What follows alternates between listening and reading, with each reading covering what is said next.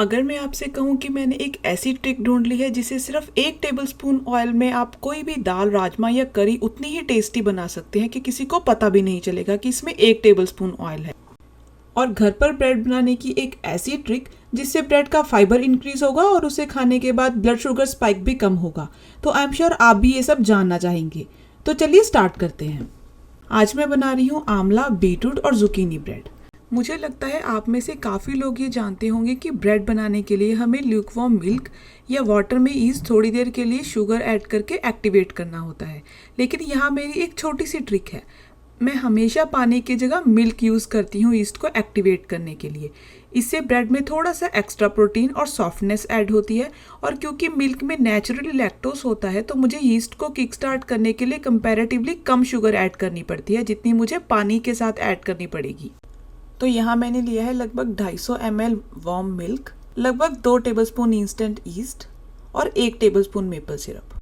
अब मैं इसे फर्मेंट होने के लिए साइड पर रख दूंगी। अब चलिए आते हैं बीटरूट और आंवला पर। मैं बीटरूट और आंवला को बॉयल नहीं स्टीम करूंगी क्योंकि बॉइलिंग में वाटर सॉल्युबल न्यूट्रिएंट्स जैसे विटामिन सी और फोलेट पानी में लीच हो जाते हैं।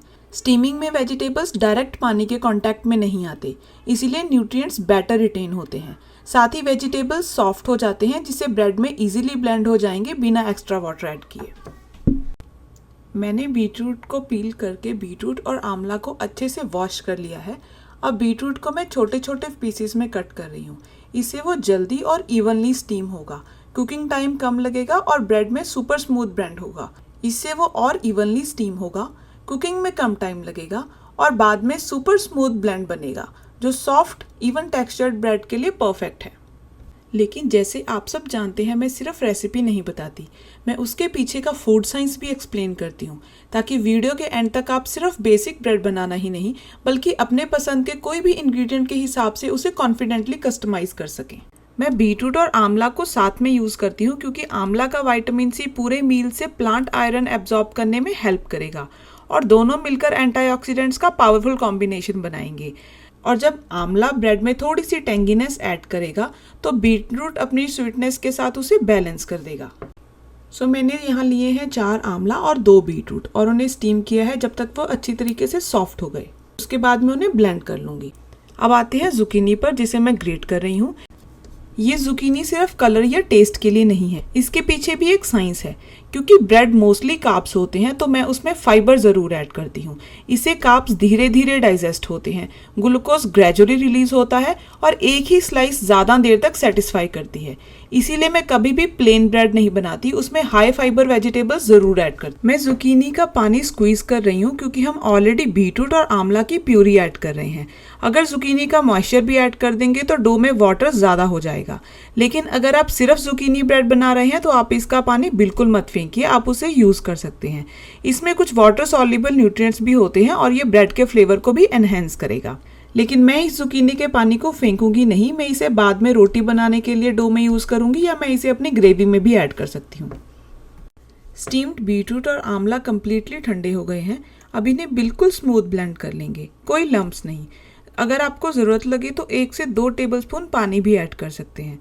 स्मूथ प्यूरी डो में इवनली डिस्ट्रीब्यूट हो जाएगी जिससे हर बाइट में फ्लेवर, कलर और न्यूट्रिशन इक्वली आएगा और ब्रेड का क्रम्ब भी सॉफ्ट और इवन बनेगा। और यहाँ पर एक और टिप, ब्लेंड करते ही हम कोशिश करेंगे कि प्यूरी को डो में ऐड कर दें। बीटरूट और आंवला को ज़्यादा देर हवा के कांटेक्ट में रखने से कुछ एंटीऑक्सीडेंट्स और विटामिन सी ग्रेजुअली डिग्रेड हो सकते हैं।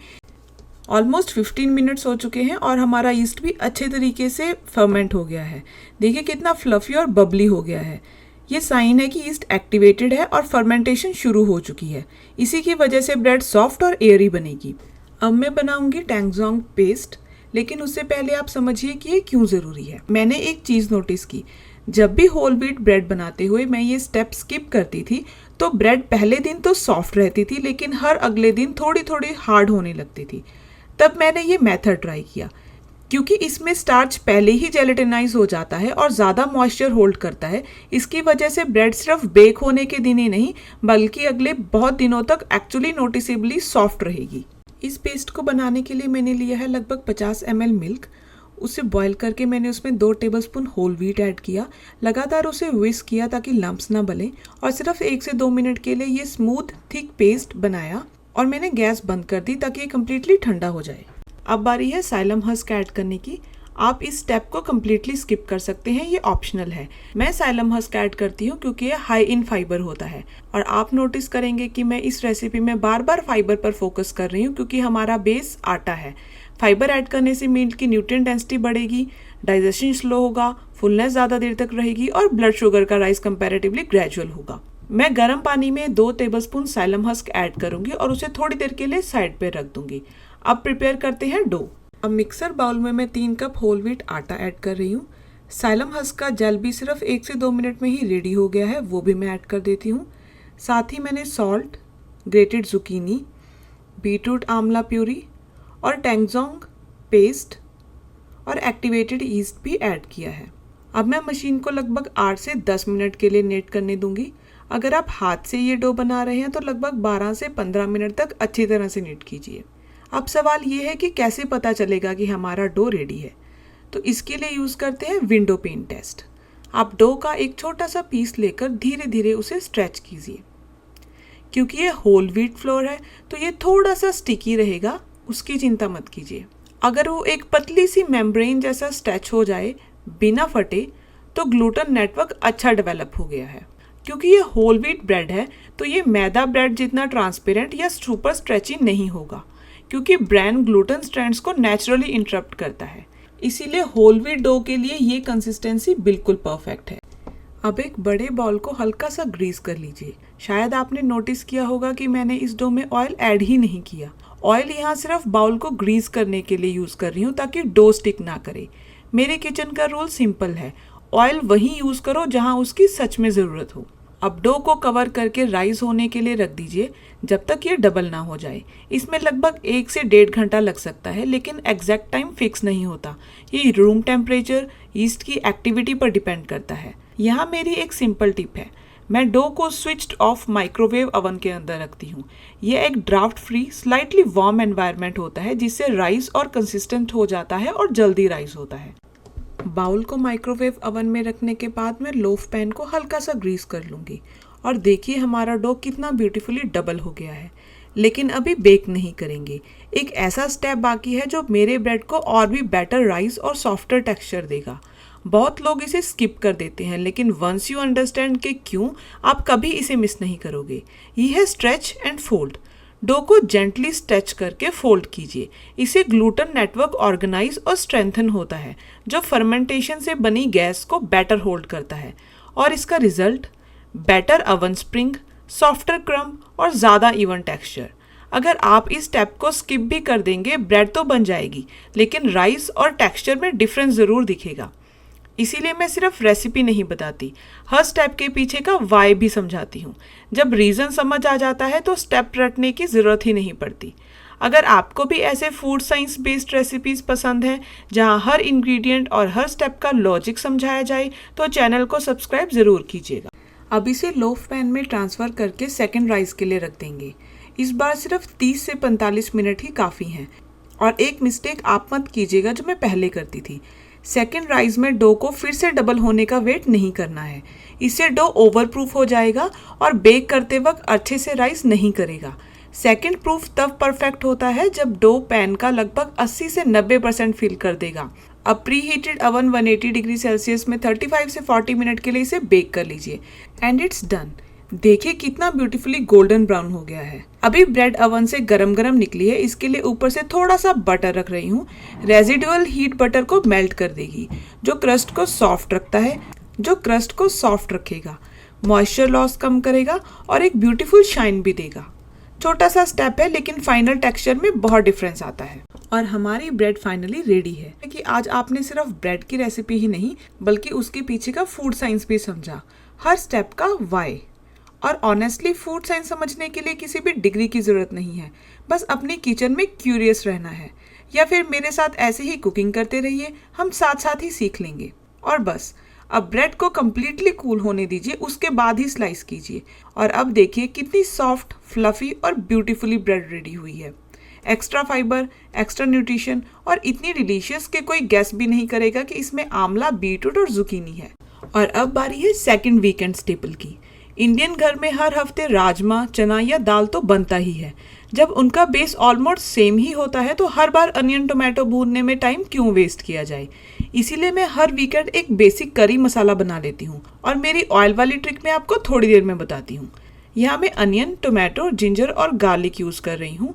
मैं जिंजर और गार्लिक थोड़ा कम यूज़ करूँगी क्योंकि अभी समर है। विंटर में मैं ज़्यादा अदरक और लहसुन यूज़ करती हूँ क्योंकि नेचुरली वार्मिंग होते हैं और उनका फ्लेवर भी ठंड में अच्छा लगता है। एक और टिप, जिंजर, गार्लिक और अनियन को साथ में ब्लेंड कीजिए। इससे जिंजर और गार्लिक का पेस्ट पैन पर चिपकेगा नहीं और आपको कम ऑयल की ज़रूरत पड़ेगी। ये जलेगा भी नहीं और सब कुछ इवनली कुक होगा। अनियन का मॉइस्चर जिंजर गार्लिक पेस्ट को कुक होने में हेल्प करेगा। और यहाँ अब हम अप्लाई करेंगे एक स्मार्ट ट्रिक। इस पूरे बैच को बनाने के लिए मैं सिर्फ 4 टेबलस्पून ऑयल यूज़ करूँगी। अब पूरे हफ्ते जब भी राजमा, चना या दाल बनेगी, अलग से ऑयल में मसाला भूनने की ज़रूरत नहीं है। जब हम एक ही साथ बेस को कुक करते हैं तो ऑयल और टाइम दोनों मल्टीपल मील्स में डिस्ट्रीब्यूट हो जाता है। हर मील अलग से शुरू करने के कंपैरिजन में ओवरऑल ऑयल कंजप्शन नोटिसेबली कम होगी। सोचिए, अगर आप इस मसाले को हर रोज़ बनाएंगे, जब भी आप दाल, राजमा या चने बना रहे हैं तो आप उसमें कम से कम 2 से 3 टेबलस्पून ऑयल तो डालेंगे ही, और ये होगी आपकी हर रोज़ की कंजप्शन। लेकिन अगर आप इसी मसाले को एक बार में बना लेंगे तो आप उसमें टोटल 4 से 5 टेबलस्पून ऑयल ऐड करेंगे, और इसी मसाले को डिवाइड कर आप हर रोज़ यूज़ करेंगे तो आपकी ऑयल कंजप्शन अपने आप कम हो जाएगी। और अगर आप ये मसाला अपने 4 से 5 फैमिली मेंबर्स के लिए बना रहे हैं तो पर पर्सन ऑयल कंजम्पशन और कम हो जाएगी। और यही है मेरी स्मार्ट ट्रिक। इस मसाले को बनाने के लिए मैंने 4 टेबलस्पून ऑयल में ऐड किया जिंजर, गार्लिक और अनियन का पेस्ट। उसे अच्छे तरीके से भून लिया जब तक वो ड्राई हो गया। उसके बाद मैंने इसमें ऐड किया टोमेटो पेस्ट और उसके साथ ही थोड़ा सा नमक और हल्दी। जैसे ही मैं टोमेटो प्यूरी ऐड करती हूँ उसी वक्त में नमक और हल्दी भी ऐड कर देती हूँ। नमक टोमेटो से मॉइस्चर जल्दी बाहर निकालता है, जैसे वो फास्टर ब्रेक डाउन होते हैं और मसाला जल्दी कुक होता है। हम इस मसाले को अच्छी तरीके से कुक कर लेंगे जब तक वो इस तरीके से पूरी तरह ड्राई हो जाए। मसाला बनने के बाद उसे कम्प्लीटली कूल होने दीजिए। अगर आप गरम मसाले को स्टोर करेंगे तो कंडेंसेशन बनेगी जो शेल्फ लाइफ कम कर देगी। अगर आप इसे फ्रिज में स्टोर कर रहे हैं तो आप एयरटाइट कंटेनर में आराम से 4 से 5 दिन तक स्टोर कर सकते हैं। अगर आप इसे फ्रीज़र में आइस क्यूब ट्रे या स्मॉल पोर्शन में फ्रीज करेंगे तो ये 2 से 3 महीने तक खराब नहीं होगा। मैं कैसे इस मसाले को यूज़ करके दाल, राजमा या चने बनाती हूँ उसकी एक रिलेटेड वीडियो मैं यहाँ ऐड कर दूंगी, आप वो देख सकते हैं।